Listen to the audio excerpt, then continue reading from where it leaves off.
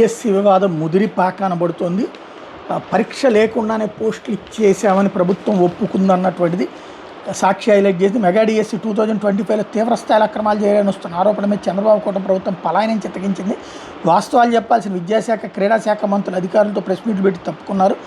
దగా డిఎస్సి మీద గత 20 రోజులుగా ఆధారాలతో సాగుస్తున్న వరుస కథనాల మీద నేరుగా సమాధానం చెప్పకుండా చెప్పిన కథలనే మళ్ళీ చెప్తున్నారు. ఇదే అంశంపై ఇప్పటికే 2 సార్లు విలేకరుల సమావేశం నిర్వహించిన విద్యాశాఖ కార్యదర్శి కోన శశిధర్, రాష్ట్ర క్రీడల శాఖ ప్రత్యేక ప్రధాన కార్యదర్శి అజయ్ జైన్ గురువారం సంయుక్తంగా మరోసారి మీడియా ముందుకు వచ్చారు.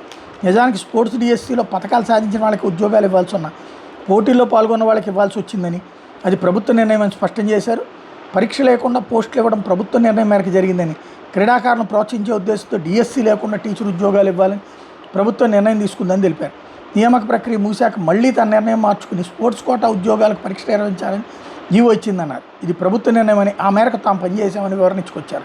కృష్ణా జిల్లా చెందిన నవీన్ ఎస్సీఈఆర్టీలో కాంట్రాక్ట్ ఉద్యోగం పనిచేస్తూ స్కూల్ అసిస్టెంట్ సోషల్ స్టడీస్లో జిల్లా మొదటి ర్యాంక్, టీజీటీలో 6వ ర్యాంక్ ఎలా వచ్చిందనే అంశం మీద అధికారులు సమాధానం దాటవేశారు. అదే సందర్భంలో స్పోర్ట్స్ డిఎస్సిలో దేశంలో ఎక్కడా జరగని రీతిలో అత్యంత నిర్భీతిగా అక్రమాలు జరిగిన, పరీక్ష లేకుండా ఉపాధ్యాయ ఉద్యోగాలు ఎలా ఇస్తారన్న ప్రశ్నకు కూడా ప్రభుత్వం నుంచి సరైన సమాధానం రాలేదు. స్పోర్ట్స్ కోటా పోస్టులకు పరీక్షలు లేకపోగా అభ్యర్థుల అర్హతలు సైతం అస్తవ్యస్తంగా నిర్ణయించారు. కనీస అర్హత లేకపోయినా డిగ్రీ పొందేందుకు 5 ఏళ్ల వరకు సమయం ఇచ్చారు. ఇది ఎలా సాధ్యమని ప్రశ్నిస్తే అది ప్రభుత్వ పాలసీగా చెప్పడం గమనార్హం. తమిళనాడు పరీక్ష లేకుండానే ఉద్యోగాలు ఇస్తున్న స్పోర్ట్స్కు ప్రోత్సాహం ఇచ్చేందుకు అర్హత లేకపోయినా ఉద్యోగంలోకి తీసుకున్నట్టు అధికారులు వెల్లడించడం విస్తుగొలుపుతోంది. మళ్ళీ క్రీడా పాలసీ జీవో మార్చి ఇకపై పరీక్షలు ఉంటాయని ఎందుకు పెట్టారన్న అంశం మీద సరైన సమాధానం రాలేదు అన్నటువంటిది. ఇకపోతే నా వద్ద ఆధారాలను నిరూపిస్తా అంటూ ఎవరైతే నేషనల్లో గోల్డ్ మెడల్ సాధించిన ఉద్యోగం ఇవ్వలేదు అన్నటువంటి అభ్యర్థికి సంబంధించింది. ఆర్చరీలో దేశ స్థాయిలో 35 సార్లు గెలిచాను, అందులో 25 సార్లు జాతీయ స్థాయిలో గోల్డ్ మెడల్ సాధించాను. ఈ డిఎస్సిలో నాకే కాదు, నాతో పాటు నిజమైన క్రీడాకారుల వరకు ఉద్యోగాలు రాలేదు. నా వద్ద ఆధారాలను నిరూపిస్తాను. నిజం చెప్పాలంటే దేశవ్యాప్తంగా ఉన్న క్రీడాకారులకు జరిగిన ఘోర అవమానం.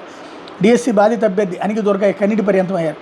వైఎస్ఆర్సీపీ అధ్యక్షుడు మాజీ సీఎం వైఎస్ జగన్మోహన్ రెడ్డి గురువారం నిర్వహించిన ప్రెస్ మీట్ తర్వాత దుర్గయ్య మీడియాతో మాట్లాడారు. శాప్ అధికారులకు సవాలు విసురుతాను. నేను గోల్డ్ మెడల్ సాధించాను, నా వద్ద ఉన్న ఆధారాలతో నిరూపిస్తాను. నేను డిఎస్సి గోల్డ్ మెడల్ సర్టిఫికేట్తో దరఖాస్తు చేశాను, కానీ శాప్ ఎండి అబద్ధం చెప్తూ నేను సిల్వర్ మెడల్ సర్టిఫికేట్ పెట్టాను అంటున్నారు.